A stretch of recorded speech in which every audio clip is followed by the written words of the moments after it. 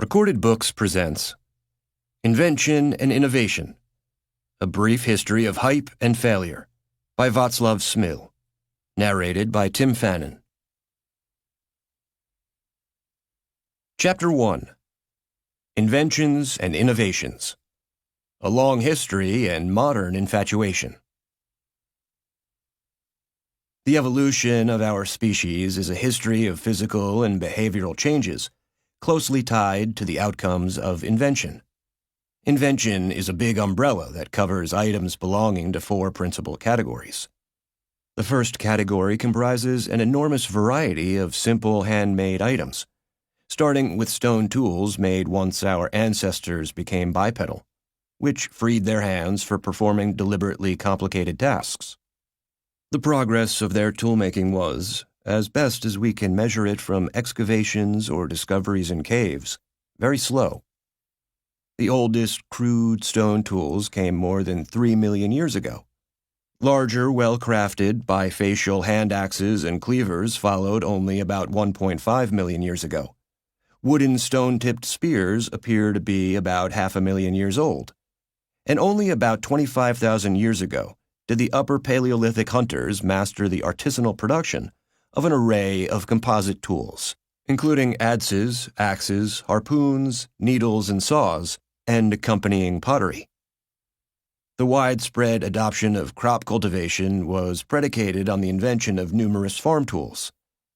The domestication of horses for riding started with bits and bridles. Stirrups and saddles came much later. Draft animals required many specific designs for their harnessing to plows, carts, or wagons. Collars, reins, traces, belly bands for horses, yokes for oxen. All sedentary societies engaged in, and some excelled at, making wooden furniture, designing and firing pottery, and smelting ores to produce tools and weapons.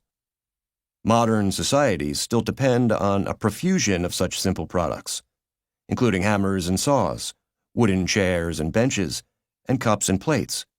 But only a tiny share of their production is now artisanal as machines have taken over. Machines belong to the second category of inventions, that of new and more or less complex devices or mechanisms deployed for both stationary use and transportation. Large water wheels, windmills, tall stone blast furnaces with water wheel-activated leather bellows, and ocean-going sailing ships were among the most remarkable pre-modern inventions in this category. By the late 19th century, the Sears catalogs listed thousands of such items, ranging from pocket watches to small sewing and large wheat threshing machines, and recent product arrays offer repeated examples of excess. We now have more than 1,000 models of mobile phones on the global market, and in the U.S., about 700 distinct models of passenger road vehicles. I cannot say cars anymore, as new vehicles are mostly SUVs, pickups, and vans. New ideas have to be embodied, be it in simple practical tools, in a complex machine, or in the even more complex machine assemblies that make up modern industrial enterprises and are now often highly automated. Car-making factories are perhaps the best common examples of such aggregations, with robots doing everything from carrying and positioning parts to welding and painting. Readily available stones and wood can be turned into only a limited range of tools, machines, and structures.